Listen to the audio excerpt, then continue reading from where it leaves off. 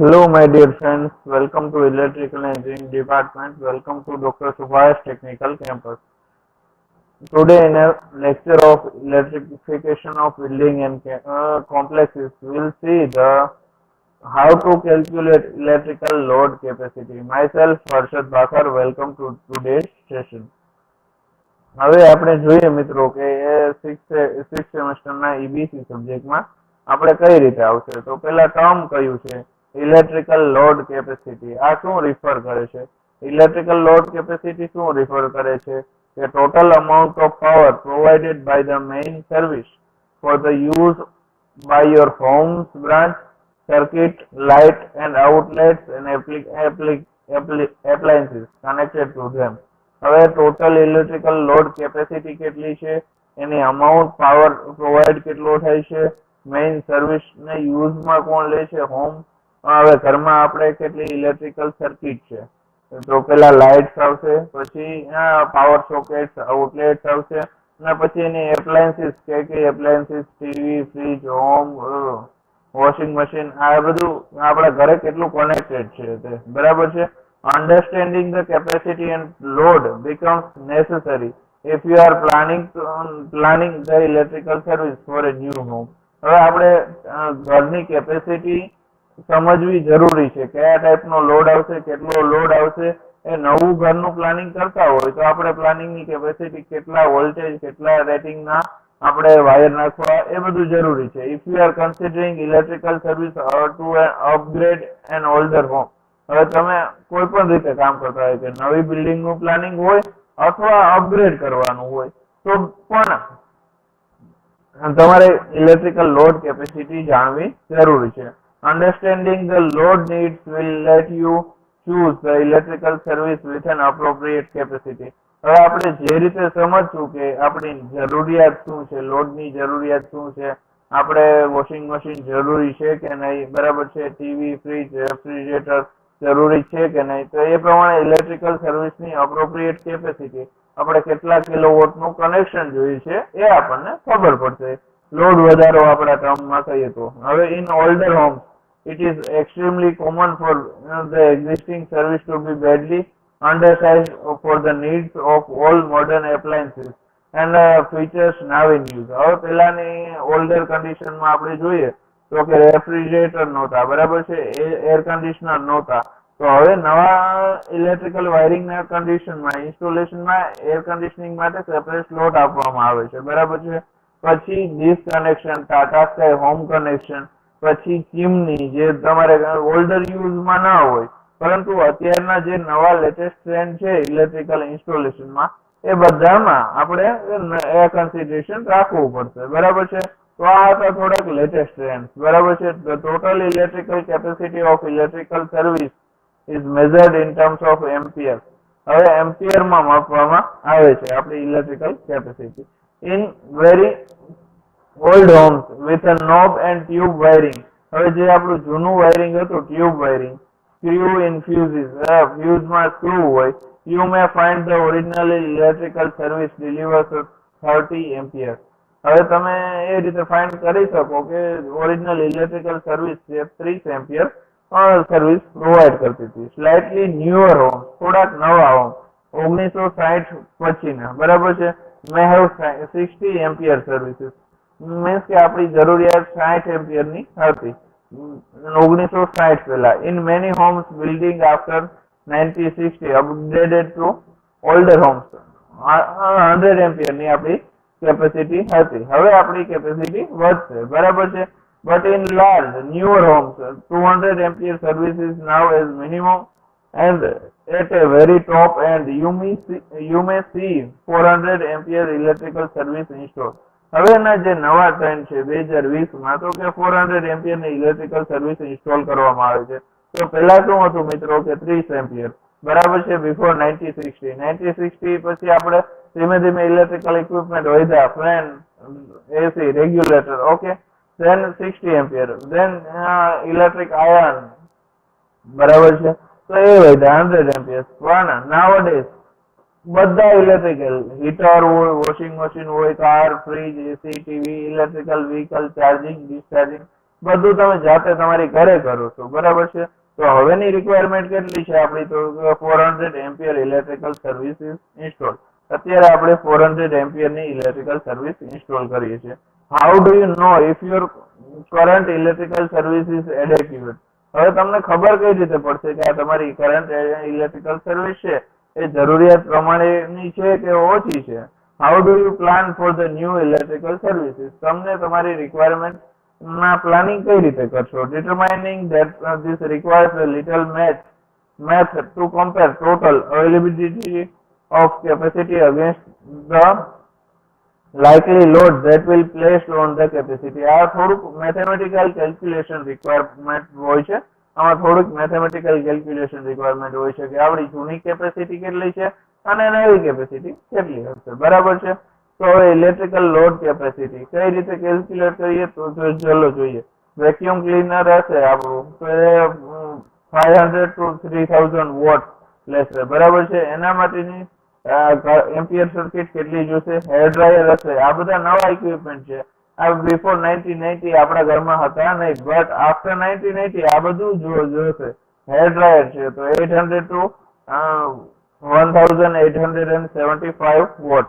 નાવ electrical stove આ કેટલા vote નો હોય છે? તો કે 1500 to 4000 વોટ્સ નો હશે, બરાબર છે. આ બધા રિક્વાયરમેન્ટ નવી છે. તો આની સર્કિટ સેફ વોલ્ટેજ કેટલા છે? તો હવે આપણું 1440 વોટ્સ નું કનેક્શન હશે સેફ વોલ્ટેજ, તો આપણે કેટલા એમ્પિયર ની સર્કિટ જોશે? 15 એમ્પિયર ની, બરાબર છે. 1920 વોટ્સ હશે તો આપણે કેટલા એમ્પિયર ની સર્કિટ જોશે? 20 એમ્પિયર ની સર્કિટ જોશે. But beyond 1920, we require the circuit of 30 ampere, right?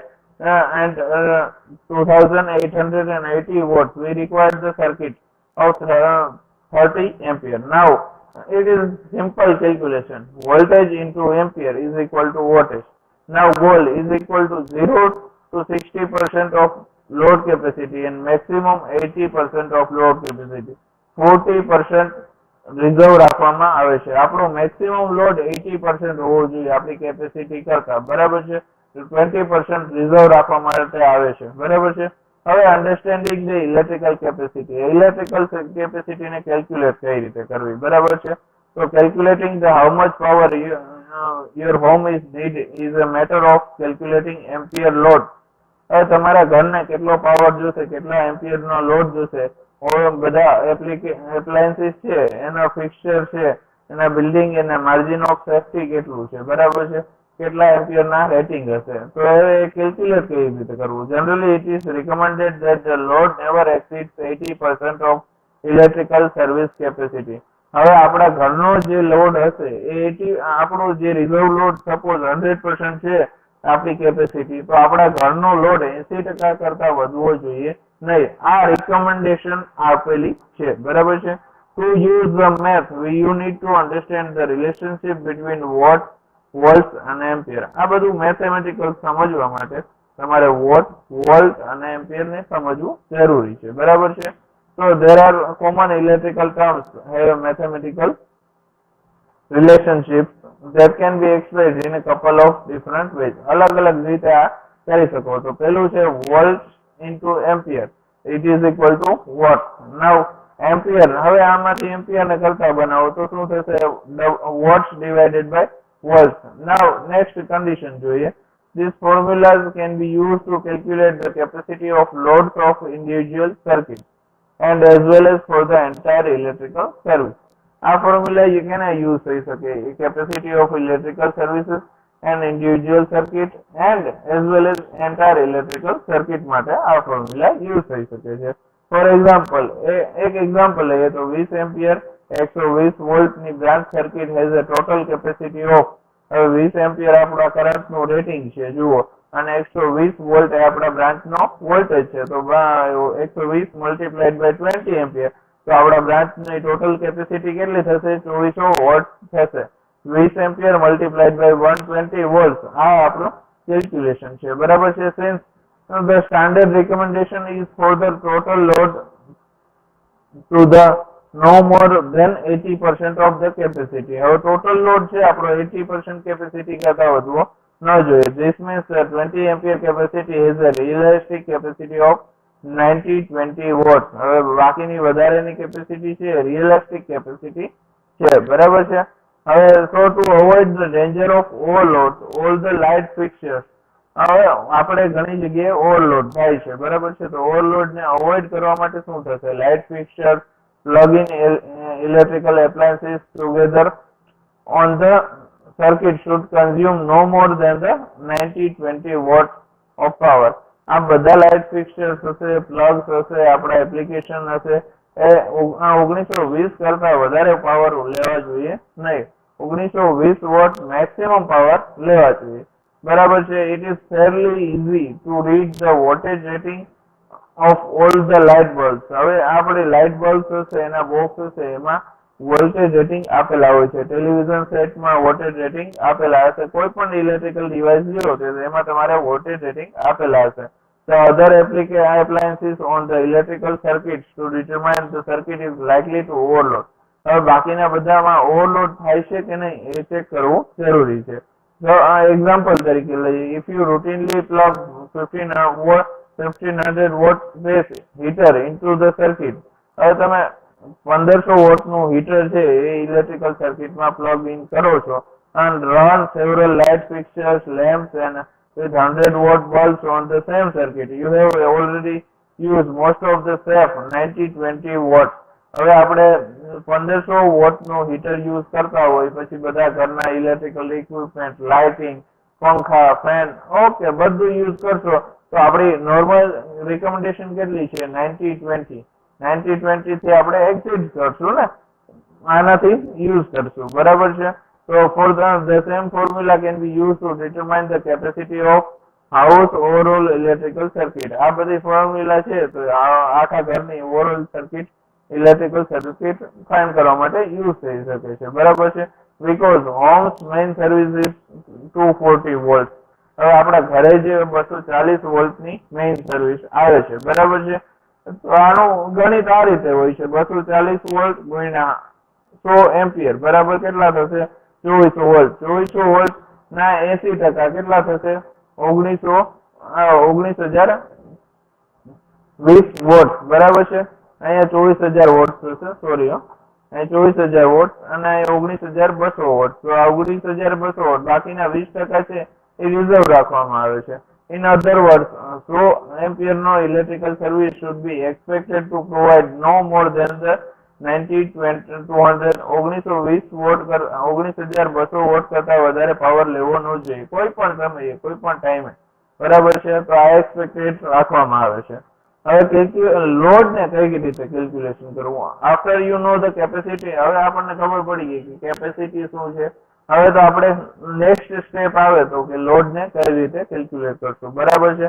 You know the capacity of individual circuit and of homes full electrical circuit service and you can now then compare with the load. હવે આપણને ખબર છે કે electrical સર્કિટની capacity કેટલી છે, આપણે 19,200 vote.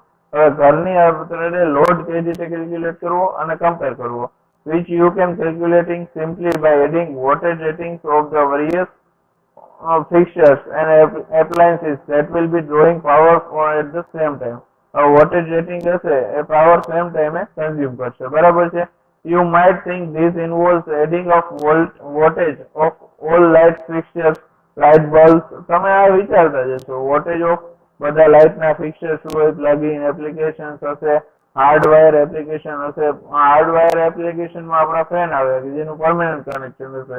Plugin application કે આપણા પ્લગમાં જે લેપટોપ હોય તો લેપટોપનું પ્લગઇન એપ્લિકેશન કહેવાય, બરાબર છે. બલ્બ હશે તો આપણે ઇલેક્ટ્રિકલ બલ્બ, વાયર, આ બધું લાઇટ બલ્બ કહેવાશે, બરાબર છે. અને then comparing this to the total capacity. આને કઈ રીતે ટોટલ કેપેસિટી સાથે કમ્પેર કરવું, બરાબર છે. It is rare for the all electrical appliances and fixtures to run at the same time. હવે આવું બહુ રેર કેસમાં બને કે બધા ઇલેક્ટ્રિકલ એપ્લાયન્સીસ અથવા બધા ફિક્સચર એક સાથે બધું એક સાથે ઓપન થઈ જાય, આવો ચાલુ હોય.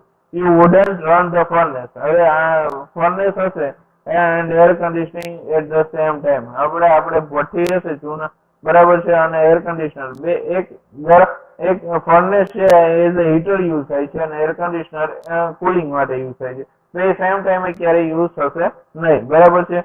For example, nor it can be likely you would vacuuming while the toaster is running. હવે તમે જ્યારે ટોસ્ટર ઘરે રસોઈ કરતા હશો ત્યારે સાફ સફાઈ ન કરતા હોય, એટલે સાફ સફાઈ માટે આપણે તો ઇન્ડિયામાં કોમનલી બહુ વેક્યુમ ક્લીનર યુઝ નથી કરતા, બટ ફોરેનમાં સાફ સફાઈ માટે વેક્યુમ ક્લીનર યુઝ થાય છે. તો બરાબર છે. તો આ રીતે લોડના કેલ્ક્યુલેશન આપણે સમજી શકીએ કે એક ટાઈમે એક જ રિક્વાયરમેન્ટ હોય છે.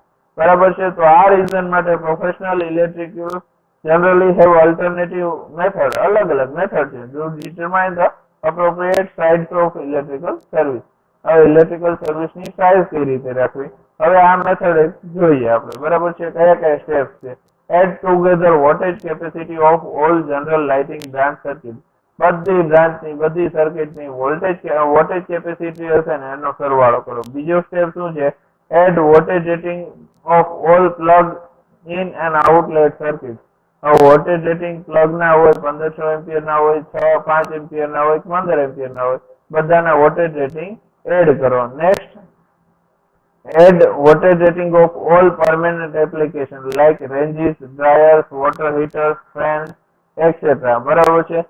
રેન્જીસ, પછી હેર ડ્રાયર હોય, આપણા ઘરે ટોટલી ઇલેક્ટ્રિકલ ઇક્વિપમેન્ટ હોય, પાણીની મોટર થઈને વોટર ડ્રાયર હોય, વોટર હીટર્સ હોય, પાણી ગરમ કરવાનું મશીન હોય. બરાબર છે. હેર ડ્રાયર્સ હોય.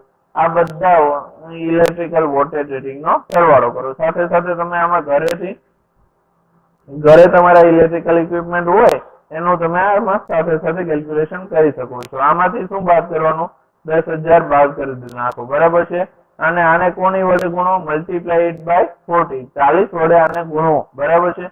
નેક્સ્ટ સ્ટેપ શું હશે? પછી આને પાછા 10,000 એડ કરી દો. બરાબર છે. Look for the full voltage rating of permanent air conditioner, voltage rating of heating appliances, furnaces plus space heater. હવે આના ફૂલ વોલ્ટેજ રેટિંગ કેટલા છે એર કન્ડિશનર ના? બરાબર છે. then add in whichever is the largest of these two numbers. હવે આપણે એમ કહેતા હતા કે એર કન્ડિશનર ને ફર્નેસ બે એક સાથે યુઝ ના કરીએ તો આ બધાથી મેક્સિમમ કેના વોટેજ રેટિંગ છે? બરાબર છે. એ આપણે યુઝમાં લેવાનું. મેક્સિમમ એર કન્ડિશનર ના હોય તો એ, અને હીટિંગ એપ્લાયન્સીસ ના હોય તો એ. બરાબર છે. whichever is the largest of two numbers. આ બરાબર છે. યુ ડોન્ટ, હવે આ બે માંથી બે એક ટાઈમે આપણે યુઝ જ નથી કરતા. આપણા ઘરે છે બધા ઇક્વિપમેન્ટ પણ આપણે યુઝ કરતા નથી. બરાબર છે. You don't heat and cool at the same time. આપણે ગરમય ના કરતા હોય, હીટર જ ના ચાલુ રાખીએ ને એસી ના ચાલુ રાખીએ. So you don't need to add both numbers. બરાબર છે. બે નંબર ચાલુ રાખવાની કોઈ પણ જરૂરિયાત નથી. બરાબર છે. So divided it by total by 240. હવે આપણું જે રેટિંગ આવેલું છે એને 240 વોટ વડે ડિવાઈડ કરી નાખો તો આ આપણની એમ્પિયર કેપેસિટી મળશે. Suppose this resulting numbers gives the suggested amperes needed to power the home adequately. હવે આપણા જે એમ્પિયર આવશે એ આપણા એમ્પિયરની સર્વિસ રિક્વાયરમેન્ટ હશે આપણા ઘરની. બરાબર છે. You can easily evaluate the current electrical service by using this formula. Power equal to V into I. તો I equal to શું થશે? Power divided by voltage. Voltage આપણે ફિક્સ છે 240 વોટ. હવે બીજા ઘણા આ હતી આ મેથડ. બરાબર છે. આની મદદથી તમારે તમારા ઘરની ઇલેક્ટ્રિકલ લોડ કેપેસિટી અને સર્વિસ મેઇન્સ બે ચેક કરવાના છે અને જે આન્સર આવે મને કોમેન્ટમાં કહેવાનું છે. બરાબર છે. તો તમારા ઘરની ટોટલ લોડ કેપેસિટી કેટલી છે અને તમારા ઘરે કેટલી ઇલેક્ટ્રિકલ સર્વિસ છે, કેટલા એમ્પિયરની ઇલેક્ટ્રિકલ સર્વિસ છે અને તમારી જરૂરિયાત શું છે એ તમારે જે આન્સર આવે તમારે મને આ વિડીયોની કોમેન્ટમાં કહેવાનું છે. બરાબર છે મિત્રો. હવે બીજા ઘણા ઇલેક્ટ્રિશિયન છે એ સિમ્પલ રૂલ ઓફ થમ્બ વાપરે છે. બરાબર છે. રૂલ ઓફ થમ્બ મીન્સ કે shortcut method વાપરે છે. 100 ampere service is generally large enough to power a small to moderate size of home general branch circuit plus one or two electrical appliances કે જેના ઘરમાં એક અથવા બે ઇલેક્ટ્રિકલ એપ્લાયન્સીસ હોય. બરાબર છે. નાનું ઘર હોય તો એના માટે 100 એમ્પિયર ની સર્વિસ ઇનફ છે. બરાબર છે. પછી 200 ampere such as range heater, water heater, cloth dryers. This service may be sufficient for the home under the 2500 square feet if heating is appliances runs on a gas. હવે જે આપણું heater છે એ gas ઉપર ચાલતું હોય તો 2500 square foot નું જે મકાન હશે એમાં 16 એમ્પિયર ની સર્વિસ ઇનફ છે. બરાબર છે. હવે બીજું છે 200 એમ્પિયર ની સર્વિસ કઈ રીતે થઈ શકે? 200 ampere service will handle the same load at a 100 ampere service plus electrical appliances આમાં એડ થશે. ઇલેક્ટ્રિકલ હીટિંગ ત્યાં પ્રીવિયસ કેસમાં આપણે કેવું હતું કે આ ઇલેક્ટ્રિકલ હીટિંગ ગેસ ઉપર આવતું હતું, કુલિંગ ઇક્વિપમેન્ટ એસી ઉપર આવતું હતું. Homes and about 300 square feet 3000 square feet ના ઘરની જગ્યા હોય તો એમાં 200 એમ્પિયર ની સર્વિસ ની જરૂર પડે. બરાબર છે. નેક્સ્ટ કહીએ તો 300 થી 400 એમ્પિયર ની સર્વિસ રિકમેન્ડેડ કોણ કરશે? મોટા ઘર માટે રિકમેન્ડેશન થાય. બરાબર છે. 3500 સ્ક્વેર ફીટ ની જગ્યા હોય અને બધા ઇલેક્ટ્રિકલ એપ્લાયન્સીસ અને હીટિંગ કુલિંગ ઇક્વિપમેન્ટ હોય તો આપણને 300 થી 400 એમ્પિયર ની સર્વિસ ની રિક્વાયરમેન્ટ થાય. બરાબર છે. This service size is recommended where the exact expected electrical heat is over 20,000 watts. 20,000 vote કરતા વધારે હોય તો આ સર્વિસ સાઇઝ ની રિક્વાયરમેન્ટ પડે. બરાબર છે. 300 થી 400 એમ્પિયર ની service is usually provided by installing two service panels. હવે આ 300 થી 400 એમ્પિયર ની સર્વિસ તમારે નાખવી હોય ને તો કે બે સર્વિસ પેનલ પ્રોવાઈડ કરવી પડે. One is providing 200 ampere and second is providing, જો આપણે 300 હોય તો અહીં 100 આવશે અને 400 હશે તો 200 ની બે, 300 હશે તો એક 200 એમ્પિયર ની અને બીજી 100 એમ્પિયર ની સર્વિસ ની જરૂર પડશે. પરંતુ બે ઇલેક્ટ્રિકલ સર્વિસ પેનલ ની જરૂર પડશે. એક સાથે તમે 300 કે 400 એમ્પિયર ની સર્વિસ રિક્વાયરમેન્ટ ના કરી શકો. તો આ હતો અત્યાર સુધીનો આ લેક્ચર, અને તમને આ લેક્ચર ગમ્યું હોય તો લાઈક કરો, શેર કરો અને સબસ્ક્રાઇબ કરો. Thank you very much.